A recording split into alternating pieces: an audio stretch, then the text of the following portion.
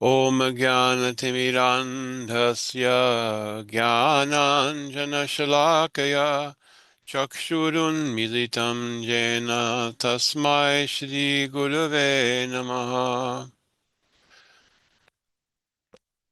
Namo Mahavadanyaya Krishna Prema Pradayate Krishnaya Krishna Chaitanya Namne Gaura Tvishe Namaha. Namo Om Vishnu Padaya Radhikaya Priyatmane Sri Srimad Bhakti Vedanta Narayana Iti Namine Prema Bhakti Rasanandam Kripa Sindhu Mamananam Pragyapayantam Vande Sri Bhakti Vedanta Narayanam Nama Om Vishnu Padaya Krishna Prishtaya Bhutale Srimate Bhakti Vedanta Swami Niti Namine Namaste Saraswate Deve Gauravani Pracharine Nirvishesha Shunyavadi Paschatya Deshatarine. So today we're continuing with the 11th verse of the 5th chapter of Shri Brahma Samhita. Sahasrasirsha Purushaha Sahasraksha Sahasrapat Sahasrabahur Vishvatma Sahasrangsha Sahasrasuhu.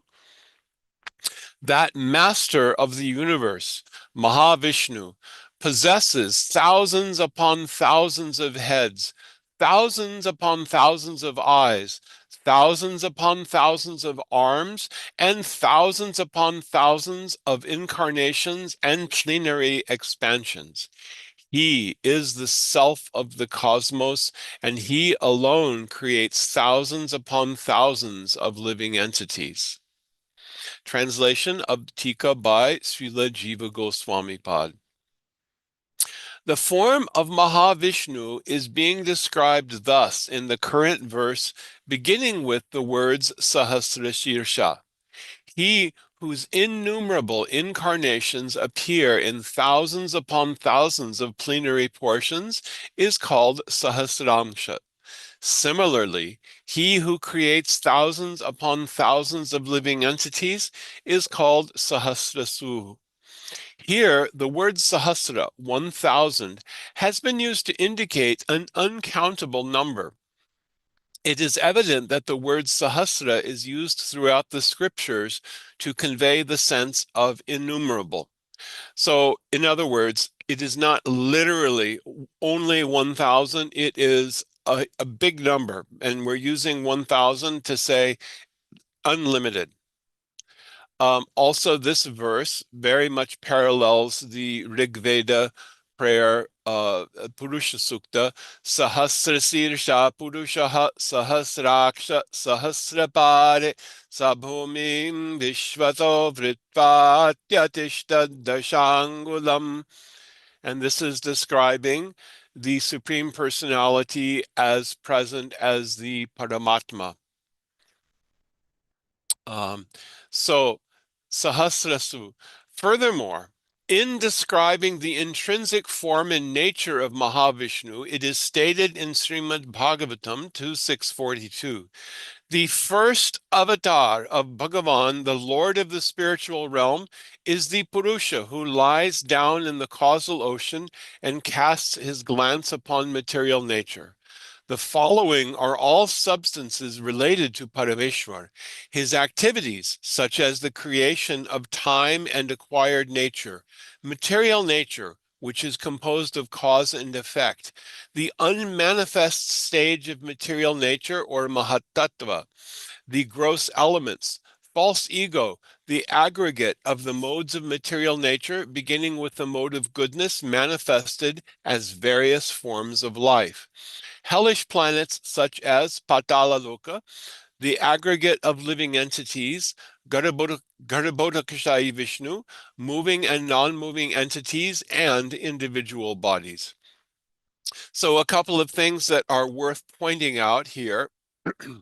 This is referring to primary creation, which begins from the Mahatattva agitated by the Kala Shakti or time factor. And this is in Brahma Samhita, the same process is being described, but with some detail given how Mahavishnu is casting his glance, and the effulgence of his glance becomes manifested as Sadashiva.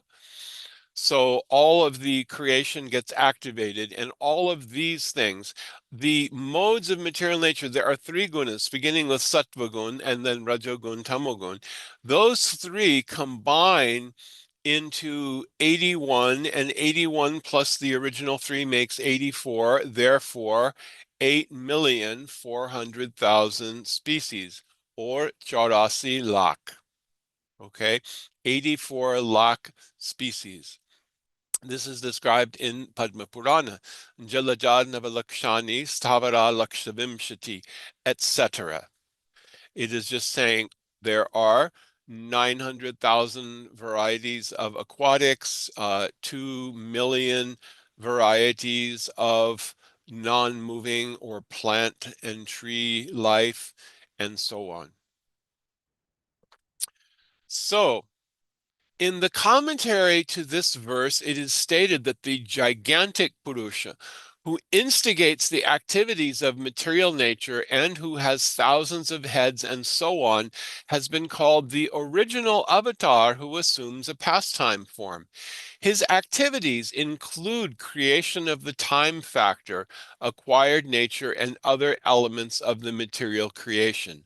Thus, the original Purusha avatar creates, maintains, and destroys within himself and by himself at the beginning of every lifetime of Brahma. So, in other words, this whole process of primary creation happens at the beginning of the lifetime of Brahma. Brahmaji's appearance happens with the exhalation of Mahavishnu, and this is described later in the verse beginning, Yasyaika Nishvasita Kala Mathavalambya. So, when we hear these statements about having unlimited heads, unlimited plenary expansions, amshas, and so forth, this is to give us a sense of the scope. This material creation, which is so vast, Mahavishnu, who is so vast that his one breathing is equal to the lifetime of Brahma. That's one breath of Mahavishnu. It is meant to give us an idea where we are in the scale of things. Very tiny. This universe is very tiny. We, within this vast universe, are even more tiny. So all of these things are happening by the grace of Mahavishnu. Now, it is also said that this is a lila, Srishti lila. And Guru Maharaj, Srila Prabhupada famously had said once, we were originally with Krishna in his lila or sport, which caused some people to believe that he was saying we were in Goloka Vrindavan. No, there was one devotee, Jagadish, who asked in a letter, and Srila Prabhupada explained, we were with Mahavishnu in his Leela of creation. So when the lifetime of Brahma ends, all of the eternally conditioned souls go back within the body of Mahavishnu and reside within his abdomen. And again, they come out through the glance of Mahavishnu on the next breath. So there is a lot happening at a kind of a metacosmic scale. Okay, so um,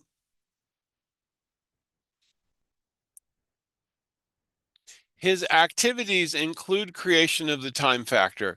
So he is one, and he is manifest in many forms through his illusory energy. So there is no vikar, no transformation of Bhagavan, but his Shakti transforms. So the illusory energy is one of the vrittis of Bhagavan's Swarup Shakti. His Swarup Shakti has many, many vrittis. One of the vrittis is the vritti of Mahamaya and manifesting this world and dull matter. So this universe consists of factual existence and the non-factual or temporary existence of cause and effect. It is all situated within him alone. Therefore, all these phenomena have been called substances related to him. It's an important distinction to understand that this universe is factual but illusory.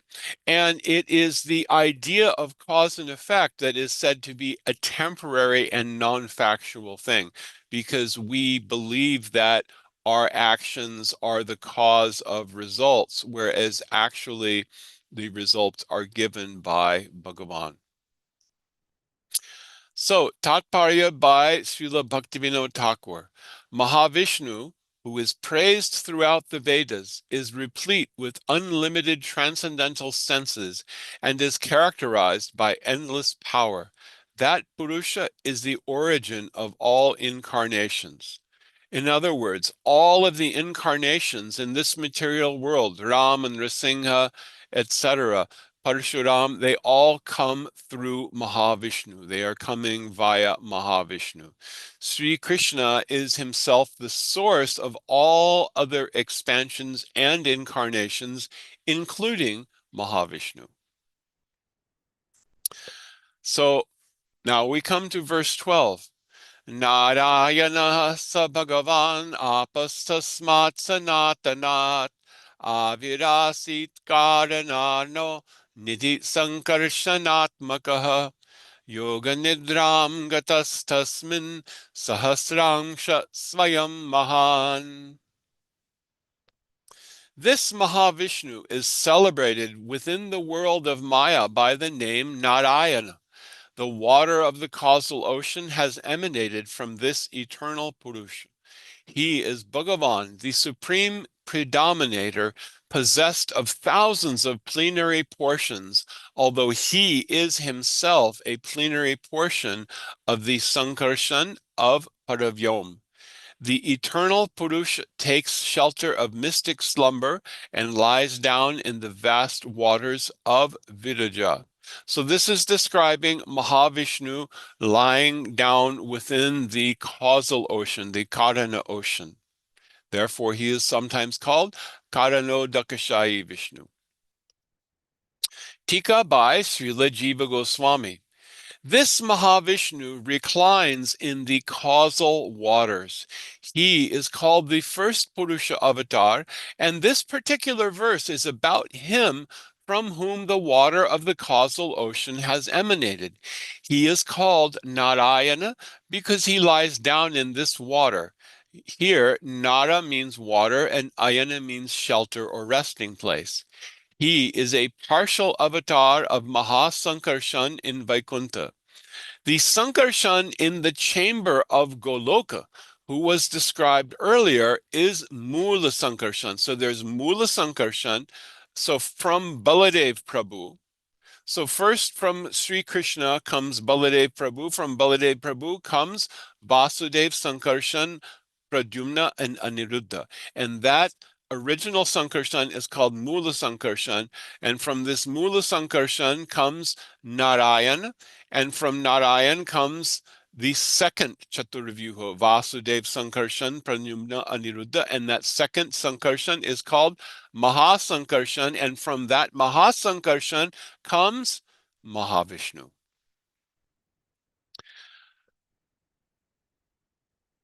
It is his pastime to create the causal ocean and lie down in it in mystic slumber, which is a state of trance induced by his own intrinsic ecstatic nature, Swarupananda Samadhi.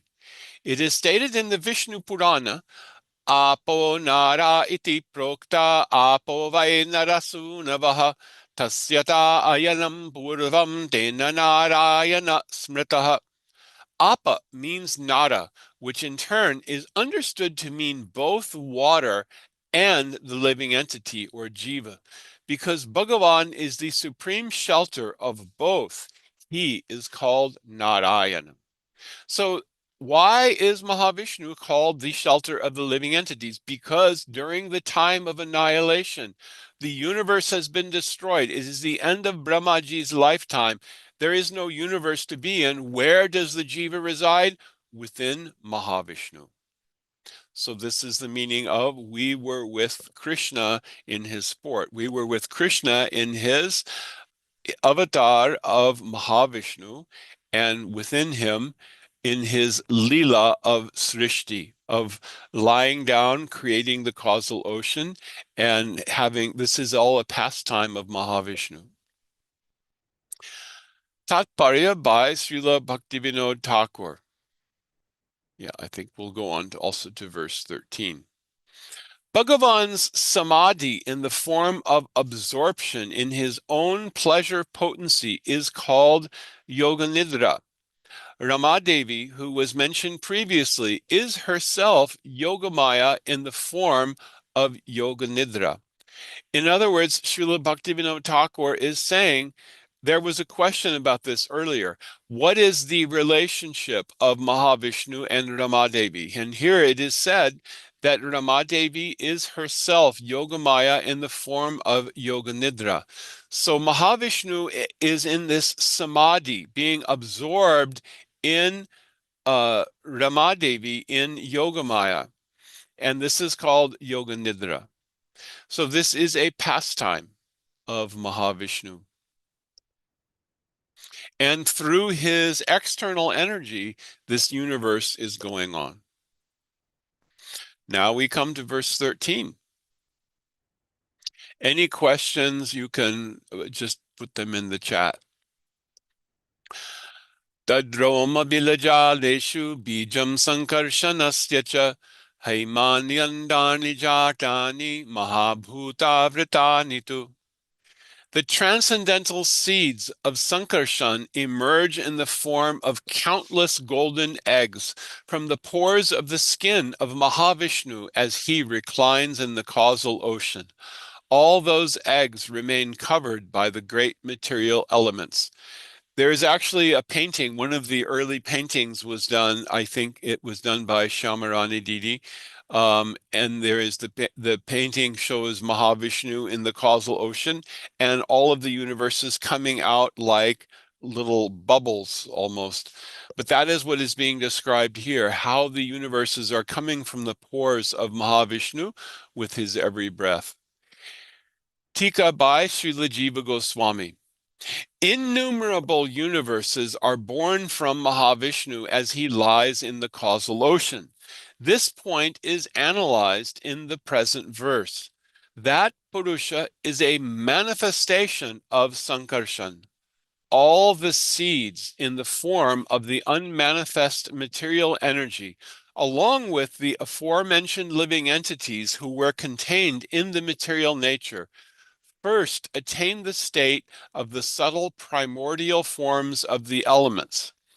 After transforming into the 24 elements of creation, they manifest in the form of golden eggs within the skin pores of the Purusha. All these golden eggs remain covered by the gross elements in their unmixed state. In other words, this is describing the process where there is that primary creation, the 24 elements, beginning with ahankar, the three gunas, ahankar, mind, intelligence, and then the five working senses, five knowledge acquiring senses, and the five elements, earth, water, fire, air, space. These are all part of the 24 elements described in Sankhya philosophy. So these elements are all become manifest as these, what is described as eggs, because it is the universe which kind of expands. And in one sense, it is actually not that dissimilar from the idea of the Big Bang, except that it's multiple on a huge scale, and there are multiple universes. And that also suggests that we cannot think of the causal ocean as just, oh, well, Mahavishnu is just really, really big, and there's just really, really lots of universes. We don't really have a good concept of space-time by which we can conceive of this kind of scale of primary creation. But to keep it in scope, the universes are coming from the pores of Mahavishnu. And that is how the creation is happening. So in Srimad Bhagavatam, Sri Brahmaji has stated, Kvedrigvidha vikanitananda param paranucharya vatadvaroma vivarasya chate mahitvam. O Bhagavan, within the sphere of the universe composed of material energy, the unmanifest material energy, false ego, space, air, fire, water, and earth, where am I, Brahma, carrying this body which measures 7 spans of my own hand? And where are you, that personality within whose skin pores innumerable universes are drifting like infinitesimal dust particles seen in the sun rays entering through a window? So this is after Brahma Vimohana Lila, where Brahmaji has tried to understand the nature of Sri Krishna. And by Yogamaya, he was led to attempt to kidnap the cowherd boys and calves. But actually, he only took the shadows of them. He got a copy.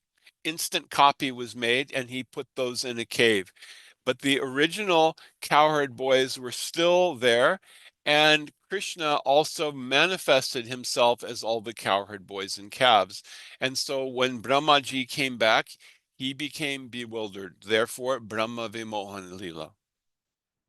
Now, there's a question. What does it mean that the living entity attains the primordial state of the elements? It means that this is the living entities become injected into this primordial state, and they are able to, in a the time scale is something that is a little inconceivable to us, because all of the primordial state becomes manifest and differentiated, and the secondary creation is done, and all of those living entities receive bodies. And this is all done by the arrangement of Brahmaji. So that is the meaning of that particular statement. So furthermore, within Srimad Bhagavatam, 3rd canto, 11th chapter, Vikarai Sahito Yuktai Kutisho Hyandarashayaha. The universe is assembled by the combination of the eightfold material nature in the form of Prakriti, the unmanifest aggregate of material elements, false ego, and the 5 sense objects, as well as 16 transformations in the form of the 11 senses and the 5 great elements. The 5 great elements are the Panch Mahabhuta: earth, water, fire, air, space. The 11 senses are the mind plus the 5 knowledge acquiring senses and the 5 working senses. Its inner portion extends over 5 billion yojanas, which is 40 billion miles, and its outer portion consists of the 7 coverings, beginning with earth, each extending 10 times further than the previous one. There are millions upon billions of universes that extend even further than this universe. So, just to keep everything in perspective, the scope of which we're speaking, we're talking about millions and billions of universes that are much bigger than this. How do we know that? Because Brahmaji once went to visit Sri Krishna in Dwarka. And Sri Krishna's doorkeeper met Brahmaji, and he said, yes. Brahmaji said, please tell Sri Krishna that I am here to see him. So the doorkeeper said, yes, okay, gee, just 1 minute, I will go. And he said, Brahmaji has come to see you. Then Krishna told the doorkeeper, "Oh, go ask him which Brahmaji has come to see me." So the doorkeeper went back and he said, "Sri Krishna is asking, which Brahmaji are you?" Brahmaji was a little perplexed. He said, "I am the Brahma with four heads, who is the father of the four Kumaras." So then he went back and Krishna said, "Okay, now let him come in." And then when Brahmaji came in, he bowed down immediately, and Krishna said, "Oh, my dear Brahma, I am so happy to see you. How is everything going on?" And Brahmaji said, "By your grace, Prabhu, everything is going very nicely. But I have one question. You had the asked, which Brahma? Is there more than one Brahma?" Krishna smiled and thought for a moment. Immediately, within that throne room in Dwarka, so many Brahmas came. Some had 10 heads, some had 1,000 heads, some had millions of heads. And there were also Shivas. Some Shivas had 5 heads, some had 10,000 heads, some had 10 million heads. And they all began to bow down at the same time. And the sounds of their helmets touching the ground was like such a big clattering. And Brahmaji felt like a rabbit in the midst of elephants. And it is understood that each Brahmaji has the number of heads appropriate to the size of the universe over which they predominate. So, putting it in perspective, this is the scope of the cosmos that we're talking about. And this universe, which is so big from our reckoning, is very tiny and insignificant. So there are millions and billions of universes like tiny atomic particles within each of the skin pores of Mahavishnu. Learned persons describe the nature of Mahavishnu in this way, that Karanadakshayi Vishnu is the cause of all the universes. Okay, so this helps to put it in perspective. How big am I in the scheme of things in this universe, and this universe within the unlimited universes coming from the pores of the skin of Mahavishnu? So there is another question here. If the cows and cowherd boys remained and only the shadows were taken by Brahmaji, why did Krishna step in and become them also? It's a very good question, because this concept that Brahmaji could not actually touch, Yogamaya allowed this Leela to happen. This Leela was arranged, and there were many different reasons for this Leela to happen. One reason for this Leela is that the gopis who were praying, the gopis who, when they were young girls, they were praying, Katyayani Maye Mahayogin Yadhishvari Nanda Gopasutam Devi Patime Kurume Tvaya. O Devi, O Katyayani, O Mahamaya, please let the son of Nanda Maharaj become my husband, my pati. So to arrange for this Brahma Vimohan Leela had to be allowed by Yogamaya, so that the gopis who had requested this, which was not all gopis, but those who had requested it, would be during this year. Garga Muni said, now it is an auspicious time to arrange the marriages. So all of the marriages were arranged while Krishna was role playing of all the cows and cowherd boys. So those gopis who had prayed to Katyayani actually got married to Krishna, or they were betrothed, rather. Another reason was so that this Leela could take place and Brahmaji would be offering prayers, so that devotees can understand what is the position of Sri Krishna's appearance as Swayam Bhagavan, and so many things. But Brahmaji It is often understood that Brahmaji took the cows and cowherd boys and hid them in a cave, but he could not do that. He could not put his hands on them.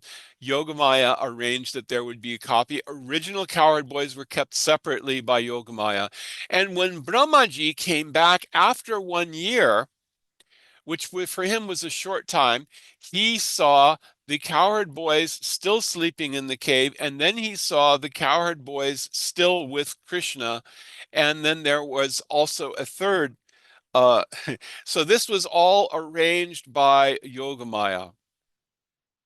So Krishna also expanded as all of the cowherd boys, and yet another reason for this lila is that Sri Krishna wanted to reciprocate with the love of the elderly Brajavasis and also the love of the young unmarried gopis, so that they could give their full love. And the elderly gopis and cowherd men, they welcomed their sons home. And now it is Krishna, Brajendra Nandan, who has come as their child. And so they are able to give their full love and affection. So there are so many reasons, and there's so much deep and very rustic topics that can be discussed that I am not qualified to discuss. But it is a very, very good question. Why did Krishna step in and do this? But there are a lot of things going on. All right, so let us talk about the Tatparya of Srila Bhaktivinoda Thakur. The first Purusha avatar who lies in the causal ocean is so colossal that the seeds of endless billions of universes are born in the pores of his skin. Those universes are only an imitation of the unlimited abodes of the spiritual world. Only an imitation. So imagine this material world, this whole material world with billions and billions of universes, each of which, most of which, are far more vast than this universe, and this is only 1/4. And in the 3/4 manifestation, the Paravyom, the spiritual sky, there is so much more. And this is just the imitation. And it is the imitation because we are also imitation Purusha. We cannot really be Purusha. We want to be the enjoyer. We want to be the controller. And we cannot have these things. Therefore, we have to be in the Maya world. As long as the universes remain within the body of the Purusha avatar, they exist like golden eggs in the form of a semblance of transcendence. However, by the will of Mahavishnu, they remain covered by the subtle aspects of the gross elements that have arisen from the instrumental cause and ingredient cause of the illusory energy. There is a lot to unpack in this sentence, but a simple way to look at it is that the universes are in seed form and they are shining, they are effulgent, they are golden in color because they are a transformation of Bhagavan's energy. And as they become manifest, they are now mixing, they are receiving the aggregate material elements as well as the living entities by the glance of Mahavishnu who are entering into the universes. And now each universe is like a little universe kit. And the assembler of the kit is Brahmaji, who comes from the lotus flower from the navel of Garbhodakshai Vishnu, who is the Amsha of Mahavishnu, expansion of Mahavishnu. By the will of Mahavishnu, they remain covered by the subtle aspects of the gross elements. Okay. These golden eggs manifest along with the breathing of the Purusha. So as mentioned before, there is another verse we'll come to. Yasyaika nisvasitakala matavalambya jivanti loma vilaja jagadandanatha. Vishnuramahan yasya kala visesho govindam adi purusham tamaham bhajami. When they enter the unlimited chamber of the illusory energy, they are expanded by the unmixed 5 gross material elements. In other words, the unmixed 5 gross material elements, earth, water, fire, air, space, originally are mixed together in the aggregate form. They have become separated, and now we are prepared to have a manifestation of the universe with all of the ingredients for creation. Like you have the little, ready-made universe, as only assembly needed, but a very qualified person is needed who is empowered by Bhagavan himself with Bhagavan's own power of creation, and that person's name is Brahmaji.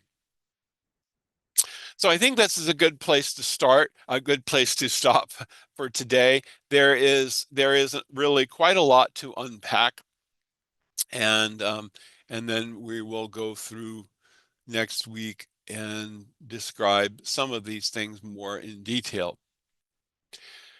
Okay, all right. Any other questions, or that's a good place to stop? Okay, Hare Krishna, Gaur Premanande, Hari Hari Bol.